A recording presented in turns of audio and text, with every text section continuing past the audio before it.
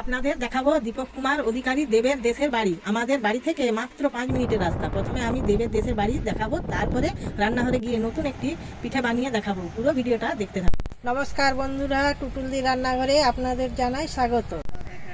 Keshpur bus stand, কেশপুরেই দেবের দেশের বাড়ি।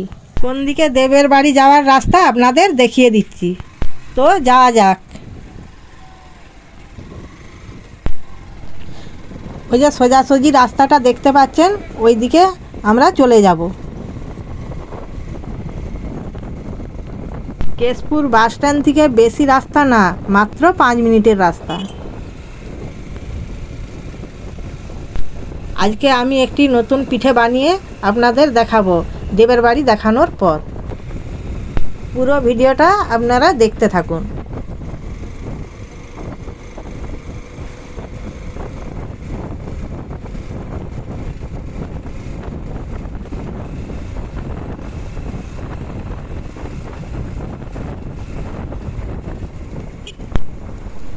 এই বাম দিকে রাস্তাটাই যাব।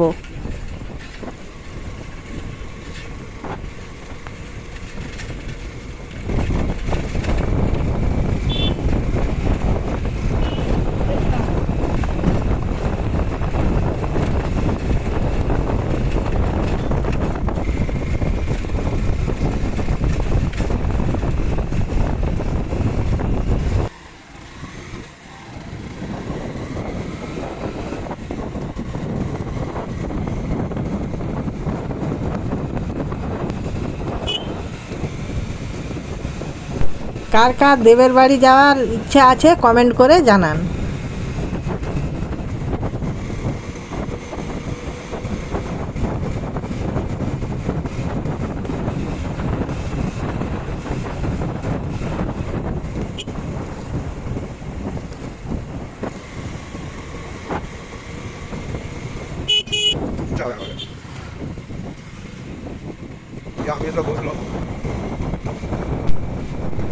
ধান লাগানো হবে, তার জন্য এই যে মাঠে কাদা করা হচ্ছে। চারিদিকটা খুব সুন্দর লাগছে।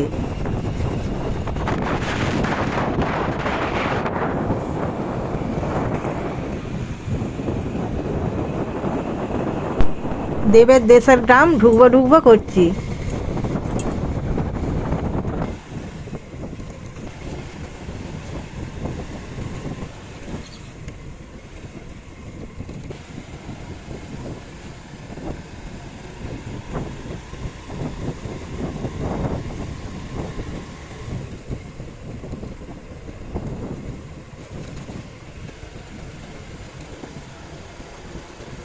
দেবের দেশের গ্রাম আমরা পৌঁছে গেছি। পুরানো মন্দির কিছু আমরা দেখতে পাচ্ছি। খুব সুন্দর লাগছে মন্দিরটা। ডান দিকে চলে যাচ্ছি দেবের কালী মন্দির দেখানোর জন্য, আর বাম দিকে দেবের গ্রামের বাড়ি।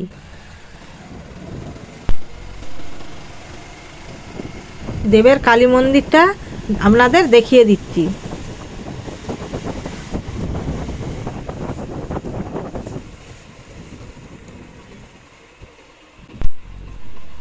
এটা দেবের কালী মন্দির। খুব সুন্দর কালী মন্দিরটা, আপনারা দেখুন।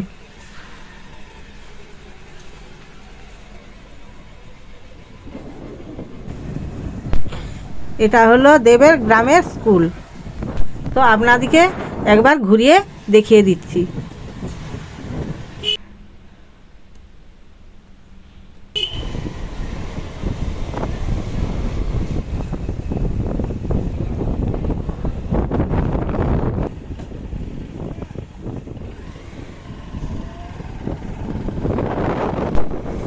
এরপর দেবের বাড়িটি দেখানোর জন্য চলে যাচ্ছি।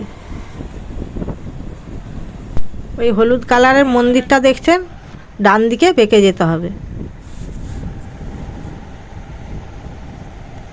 খুব সুন্দর লাগছে এই গাছগুলো।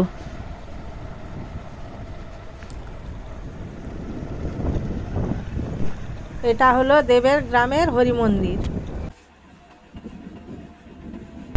খুব সুন্দর লাগছে মন্দিরটা। আর এটি হলো শিব মন্দির। আর একটু গেলে দেবের বাড়ি। ওই যে মাটির বাড়িটা দেখতে পাচ্ছেন ওইটাই হলো দেবের গ্রামের বাড়ি। এখনও বাড়িটা খুব সুন্দর রয়েছে। বাড়িটি আপনাদেরকে ভালো করে দেখিয়ে দিচ্ছি।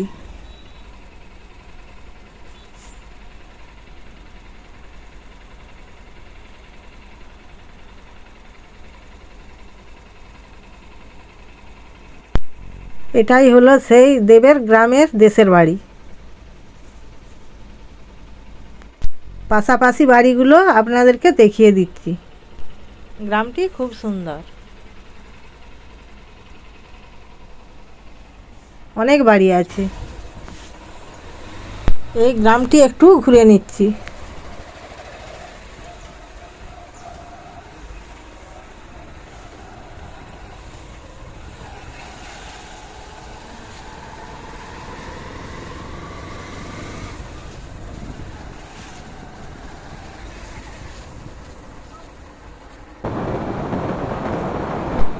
রাস্তার দুপাশে গাছগুলি খুব সুন্দর লাগছে।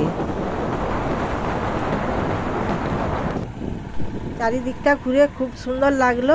তো এবারে বাড়ি যাওয়া যাক।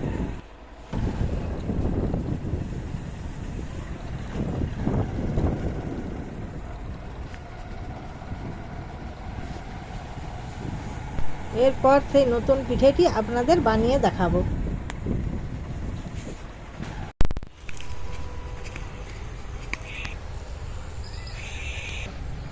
আজ আমি আপনাদের ধুলো পিঠা করে আমি দেখাবো।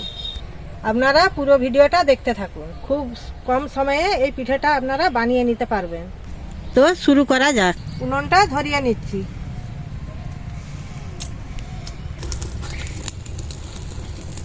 কড়াটা এবারে আমি বসিয়ে দিচ্ছি। এই পিঠে বানাতে বেশি কিছু লাগবে না, যেগুলো লাগবে আমি বলে দিচ্ছি। আতপ চালের গুঁড়ো আর গুড়, লবণ, তেল, এই 4টে জিনিস আমার লাগবে। গুড়টা এবারে আমি কড়াই দিয়ে দিচ্ছি।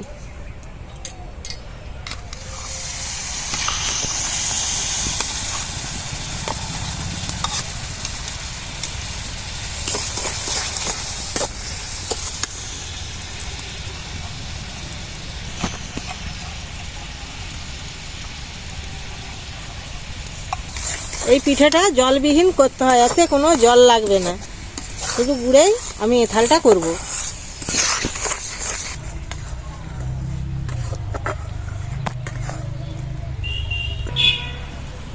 পরিমাণ মতো লবণটা আমি গুড়ের মধ্যেই দিয়ে দিলাম। এইবারে আমি চালের গুঁড়োটা দিয়ে মাখাতে থাকবো।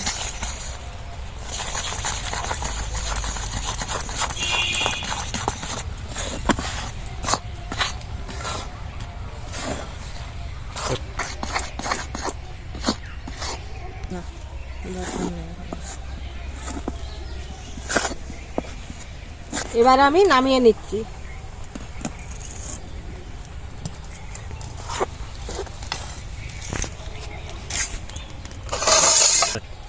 এইবার আমি এই থালাতে ঢেলে নিচ্ছি।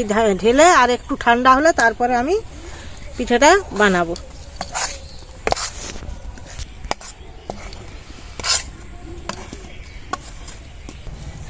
এটা আমার ঠান্ডা হয়ে গেছে, এবার আমি এথাল করে নেব।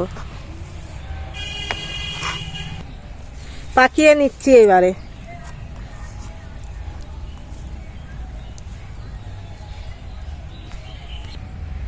এইভাবে আমি পাতলা করে চেপটে দেব।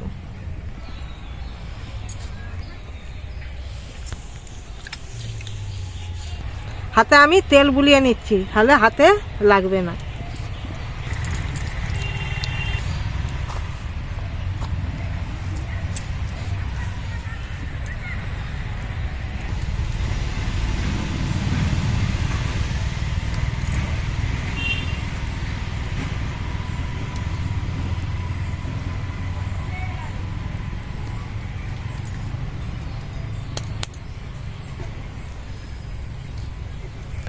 এইভাবে আমি সবগুলো করে নেব।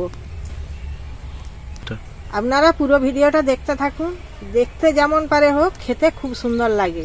আপনারাও বাড়িতে করে খেয়ে দেখবেন, খুব সুন্দর লাগে। সবগুলো আমার পাকানো হয়ে গেছে। কড়াতে এবারে আমি তেলটা দিয়ে দিচ্ছি। এই ধুলো পিঠাটা করতে আমার এই দুটো ছান্তা লাগবে। কিভাবে আমি ছান্তাটা ব্যবহার করি আপনারা দেখুন। তেলটা গরম হয়ে গেছে, এবারে আমি ছেড়ে দিচ্ছি তেলের উপর।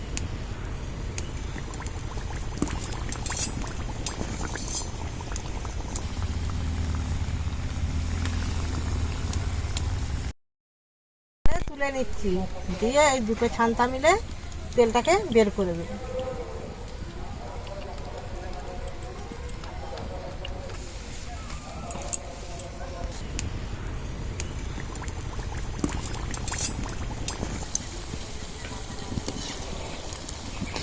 কত সুন্দর ফুলে যাচ্ছে।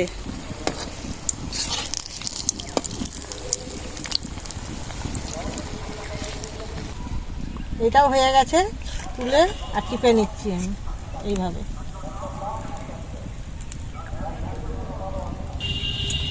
এইভাবে আমি সবগুলোই করে নেব। আমার পিঠেগুলি সব ছাকা হয়ে গেছে।